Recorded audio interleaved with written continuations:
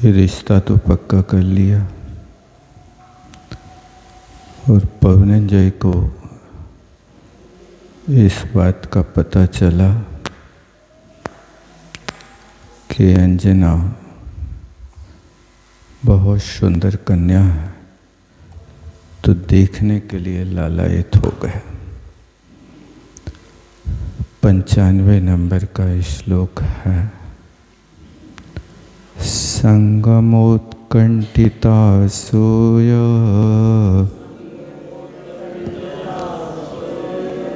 मे वीरमन्मथ संभवै पूरितो दशभिर्वेगै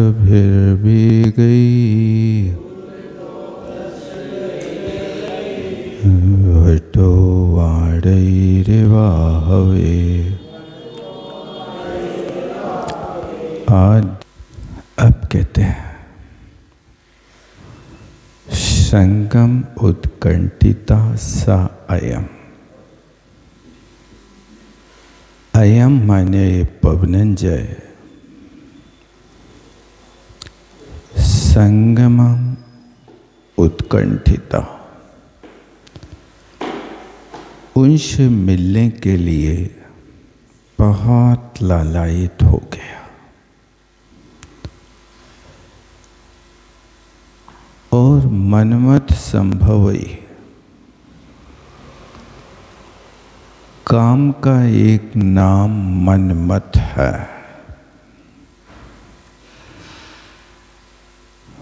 मनो मथनाति इति मनमथा, मन की दशा बिगाड़ दे इसलिए उस काम को मनमत कहते हैं। तो उस मनमत से संभवई माने उत्पन्न होने वाले 10 भी भेगे, 10 वेगों से भर गया। काम के 10 वेग होते हैं, उन वेगों से पवनंजय पूरी था, भर गया। कैसे?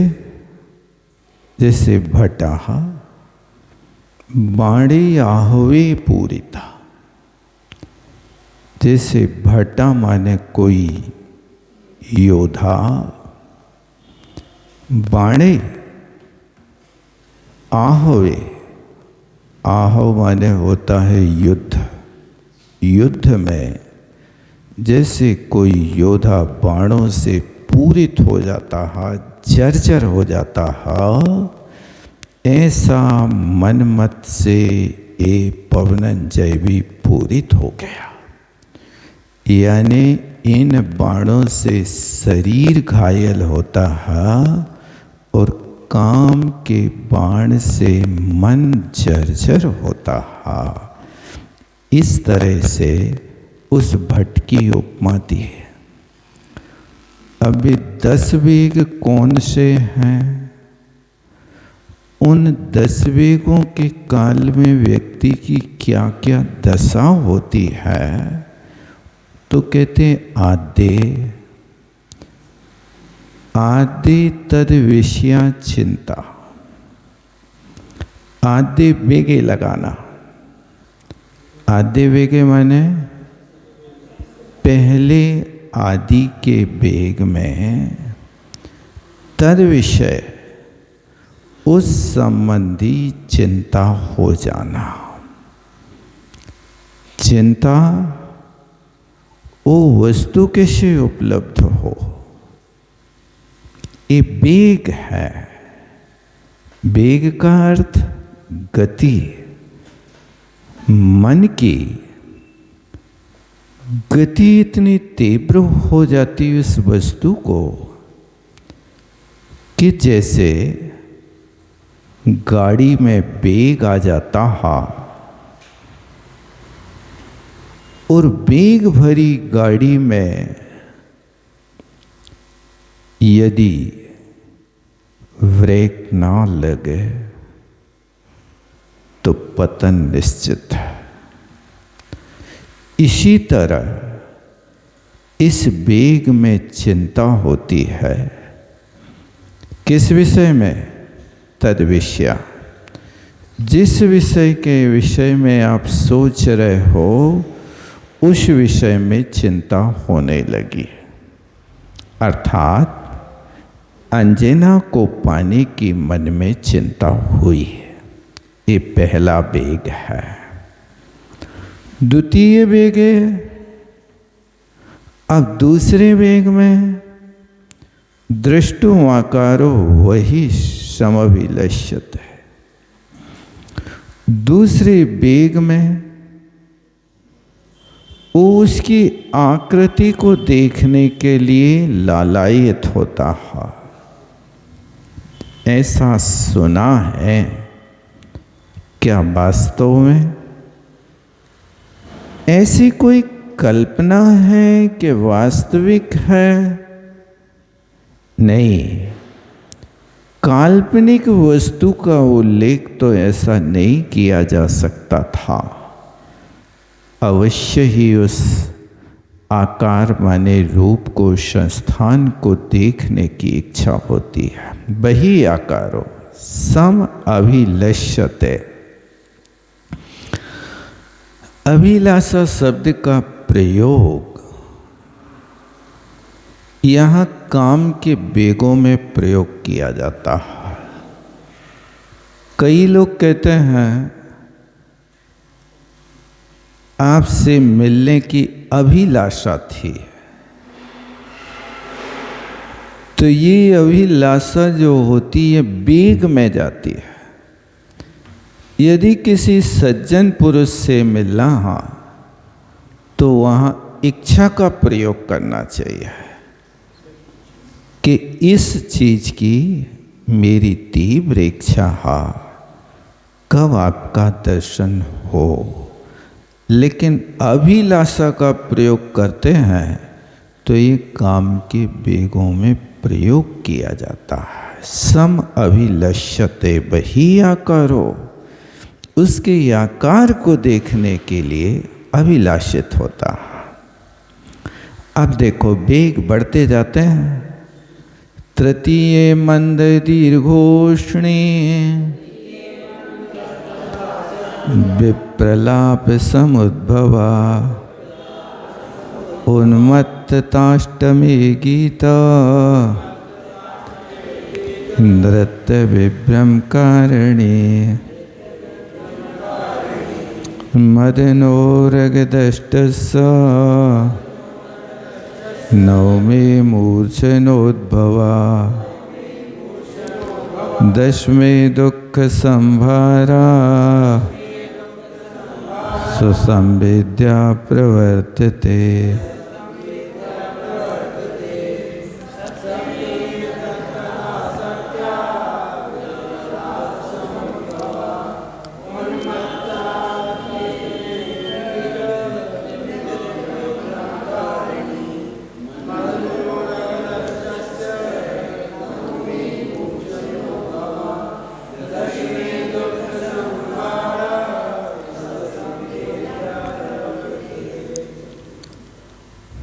अब कहते हैं सातवें वेग में तत्कथासक्ता, बस उसी की कथा में आसक्त है और कोई दूसरी कथा अच्छी नहीं लगती है।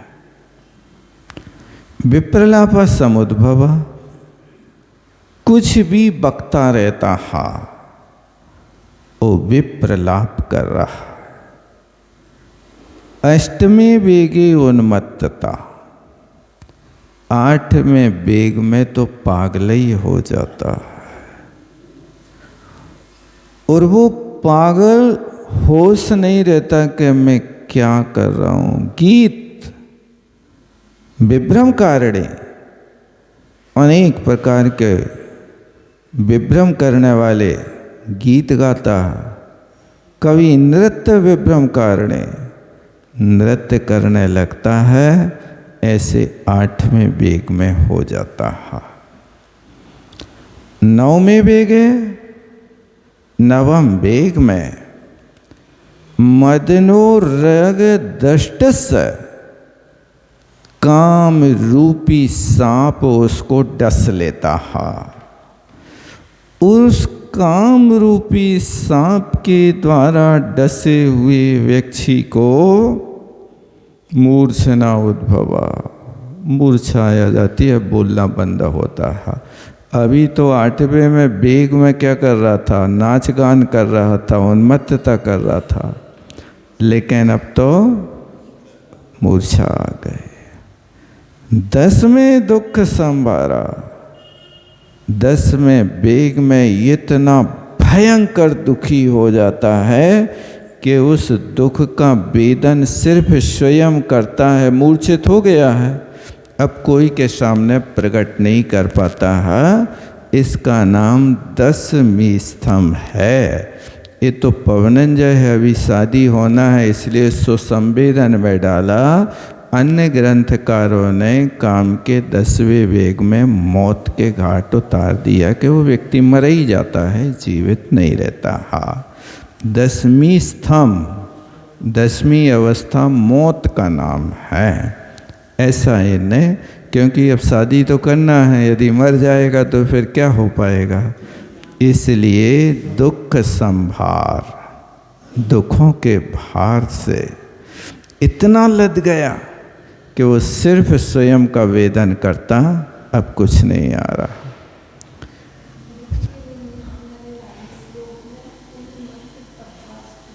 क्या उन्मत्तता निकाला, उन्मत्तता अष्टमें, अष्टमें माने 8वें वेग में उन्मत्त माने पागल हो जाता है। विवेकिनोऽपि तस्येदम्, भैया ये तो पवनंजय की दशा भाई, लेकिन सुनो, विवेकिनोऽपि तस्येदम् जातम् अनंकुशम्। चूंकि पवनंजय विवेकी थे लेकिन अनंकुशम, काम का एक नाम के जिसके ऊपर कोई अंकुश नहीं लगता। हाथी को तो अंकुश से वश में कर लेते हैं, लेकिन ये अनंकुश है। क्यों? क्योंकि इसका नाम अनंग है। अंगधारी को तो अंकुश लगता है, लेकिन अनंग के लिए कोई अंकुश काम नहीं करता। तस्य येदम, उसका यह चरितम वायुवेगस्य, वायुवेग माने पवनंजय का, पवनंजय कहें या वायुवेग कहें, एक अर्थवाची है। हत आसम धेगनंग काम, कहते हैं कि हताश हो करके, माने आशा जिसकी नष्ट हो गई, ऐसे उस अनंग माने काम के लिए धिक्कार है, धिक्कार है। विवेकियों के भी विवेक खो देता। अथ चेतो भुवो, उस काम का नाम चेतो भुव है, क्योंकि वो मन से पैदा होता ना, इसलिए उसको चेतो भुवा। बेगई असौ धैर्यात परिच्युता, इस काम के वेग से असौ, असौ माने वायु वेगा, पवनंजय धैर्यात परिच्युता, अपने धैर्य को खो चुके, उससे परिचित हो गए। और उद्वर्तित करत छन्ना निश्वास प्रचल आनना, जिनकी श्वासें निकल रही थी, बार बार श्वास भीतर बाहर होते हुए, अब अपने कर माने हाथों से अपने मुख को आच्छन्न माने ढांक लिया। क्या करें, ऐसे कर्म पे हाथ रख करके बैठ जाते हैं ना कई लोग, जब हताश हो जाते हैं तो उद्वर्तित अपने कर्म ने हाथों को मसलते हुए और छन्न करच्छन्न अपने हाथों से ढक लिया है आनन जिनने। आनन माने मुख होता है, तो ऐसे और निश्वास प्रचल और श्वास चल रही है और हाथों से उनने उसको ढक लिया। कर संगारूढ़ीभूत है वो, कर संगारूढ़ीभूत अपने हाथों को रगड़ रगड़ के हाथ लाल हो गए। आरूढ़ीभूत स्वेदवत, और श्वेत माने पसीना की तरह गंडमंडल, गंडमंडल माने फुड़ियाँ फुड़ियाँ हो गए। उष्णयति दीर्घ निश्वास, बहुत गरम गरम गहरी श्वास से जिसका मन गिलपित हो गया, यानी खेद को प्राप्त हो गया। एक गिलई हर्षक क्षय धातु से पुक प्रत्यय करके बनता है गिलपिता। अशन कल पल्लवाहा, ऐसे उसके कर पल्लव हो गए। और जृंभिणम जमाई लेता था। कंपनम शरीर कांपने लगता था। मंदम जम्भाम पुनः पुनः, अब कभी कभी जमाई आती लेकिन बीच में ही रुक जाती थी, पूरी जमाई नहीं हो पाती थी। ऐसी दशा होती है। देखो ज़्यादा क्या कहें, कायम निश्चहम धार्यम, शरीर को तो धारण कर रहा था लेकिन धारण करने की शक्ति क्षीण हो गई थी। गाढ़ा कल्पक सल्पता, ऐसा भयंकर गाढ़ा बाण जैसा उसके हृदय में चुभा था जिसकी पीड़ा असहनीय थी। रामा विद्यानितो मोघम, उसे अंजना के ध्यान में ऐसा तल्लीन हो गया। रसिक पटलम दधत मोघम, जो इंद्रियों का समूह था वो व्यर्थ हो गया। माने कोई इंद्री काम ही नहीं कर रही थी, पत्थरा की तरह सब पत्थरे आ गई, आंखें भी पत्थरे आ गई, हाथ बिल्कुल लकड़ गए ककड़ी जैसे। बिल्कुल पड़ा है तो पड़ा है अजगर जैसा।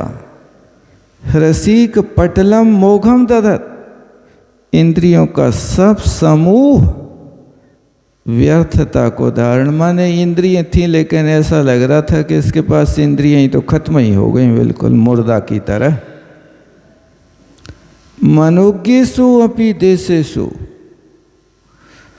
कहते उसको कितने अच्छे क्षेत्र में बैठाल देवें, वो अधृतिम ब्रजन महती, भयंकर अधैर्य को प्राप्त हो रहा था, धीरता नहीं आ रही थी।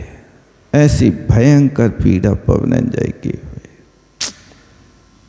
आत्मानम शून्यम दधाना, अपने आप को तो बिल्कुल शून्य पे आ गया, कुछ भी नहीं।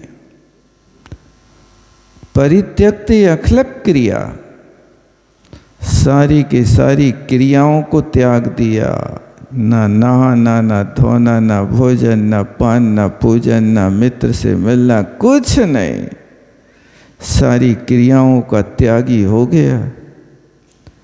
क्षण मात्र, क्षण भर में भूयाधरताम परिमुंचन अपत्रपाम, त्रपा माने लज्जा होता है। तो कभी कभी क्षण भर में तो बहुत लज्जालु होता, वो क्षण भर में निर्लज्ज हो जाता था, उसको कुछ होश नहीं रहता था। तनुभूत समस्तांगा, समस्तांगा तनुभूता, सारा का सारा शरीर इतना पतला हो गया, इतना पतला हो गया कि विभूषणा परिभ्रष्टा, सारे के सारे आभूषण बिना उतारे ही उतर गए।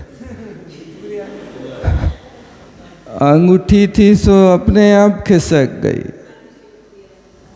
और यहाँ गले में हार था सो वो कब नीचे खिसक गया पता ही नहीं। परिभ्रष्ट विभूषणा, सारे आभूषण गिर गए। समस्तांगा तनु होता, सारा का सारा अंग इतना दुबला हो गया। और वीक्षता परिवारिणे संचिंतेने दध्यौइति, आहा, परिवार ने बहुत बड़ी चिंता के साथ पवनंजय को अब देखा कि इसकी दशा का हो रही है। ये अभी तक तो सब भीतर भीतर जल रहा था, अब बाहर क्या हो रहा है उसको बाद में देखें।